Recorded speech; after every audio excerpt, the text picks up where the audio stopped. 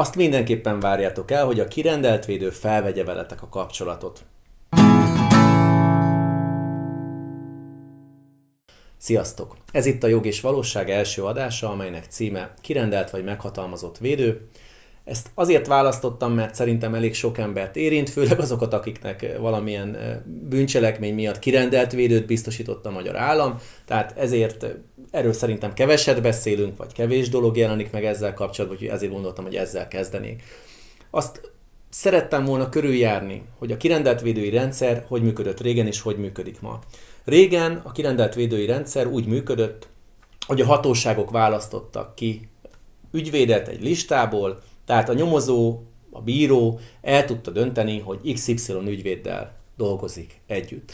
Ez oda vezetett, hogy nagyon sok ügyvédnek a praxisa a kirendelésekre épült, és a hatósági megbízástól függött, tehát egyfajta megbízás volt a hatóság.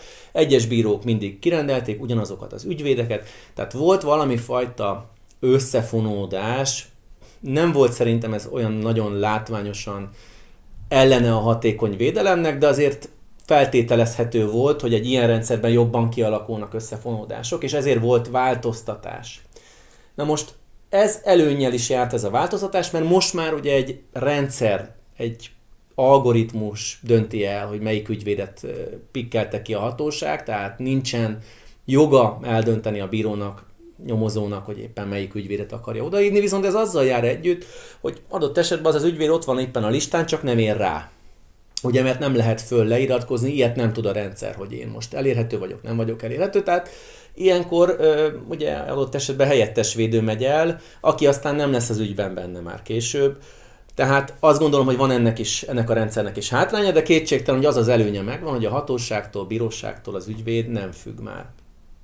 Na most, amikor a kirendelés ma beérkezik, az úgy néz ki, hogy egy e-mailt kapunk, meg a tárhelyünkre ugyanaz az e-mail megérkezik, ebben benne van a kirendelő hatóság neve, egy ügyszám, talán a dátum, hogy melyik nap rendeltek ki minket, és ennyi.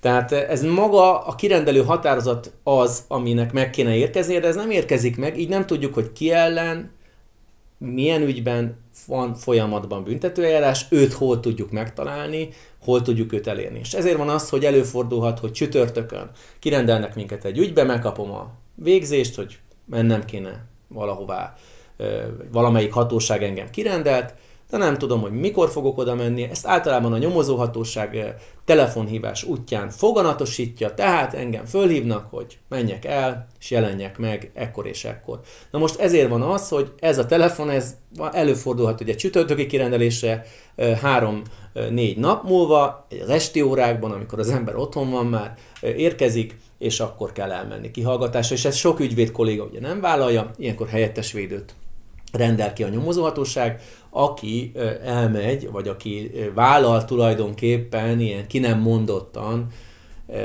ilyen rendkívüli munkavégzést.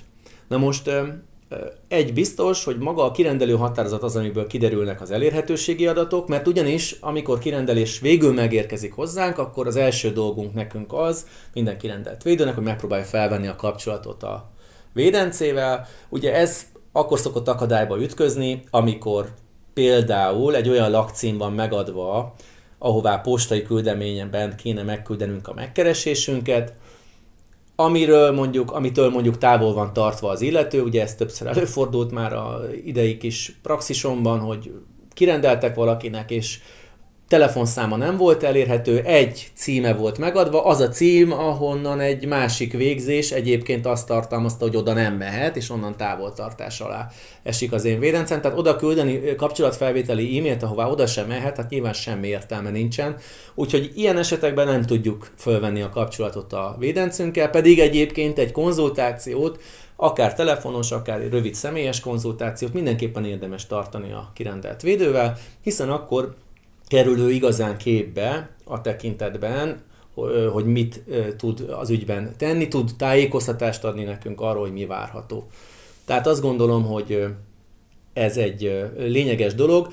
A díjfizetésre van egy tévhit, amit eloszlatnék, nevezetesen, hogy a kirendelt védőt is a terhelt fizeti, amennyiben bűnösnek találtatik. Tehát igazából amikor az állam ingyen ad ügyvédet, végül azt is a terhelt fizeti ki, és akkor itt kanyarodok rá a másik témára, hogy esetleg ilyenkor már érdemes egy sok munkaórás kirendelt védői ügyben, ahol várható, hogy sokat kell megjelennie, szembesítések, sok tanú meghallgatások, kihallgatások lesznek, stb. Az ügyben, hát akkor ott várható, hogy komoly ügyvédi óradíja lesz a kirendelt védőnek is, hiszen 8000 forint egy óra, ami lehetne több, most ezt a témát nem akarom megnyitni, de összeadódva ez egy tetemes bűnügyi költség és védői díj lehet, és akkor már lehet, hogy érdemes azon elgondolkodni, hogy ha én esetleg bűnösnek találtatok, akkor nem lenne célszerűbb inkább meghatalmazást adni akár annak a védőnek, akit kirendeltek, de lehet az egy másik ügyvéd is.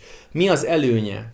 Én úgy gondolom, hogy a meghatalmazott védőnek az előnye az az ügy fókuszának a horizontális kiterjesztése.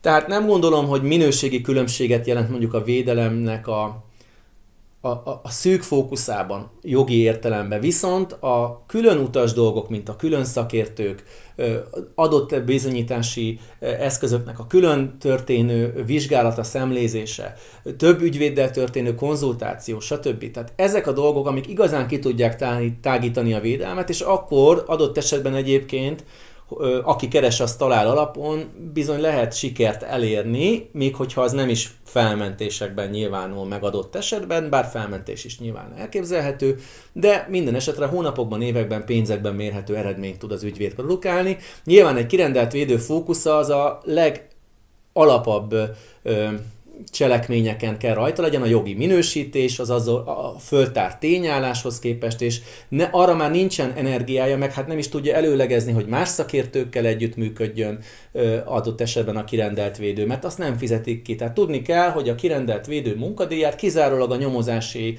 eljárási cselekményeken, tehát az eljárási cselekményeken, nem nyomozás, eljárási cselekményeken történő részvétel alapján állapítják meg, és a mögöttes munkát nem fizeti, nem előlegezi a magyar állam.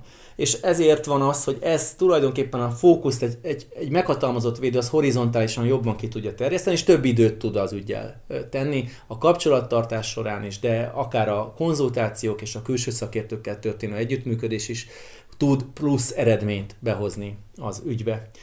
Ennyit szerettem volna elmondani a kirendelt vagy meghatalmazott védő kérdéséről. Amennyiben tetszett a videó, akkor lájkoljátok, kommenteljetek, osszátok meg.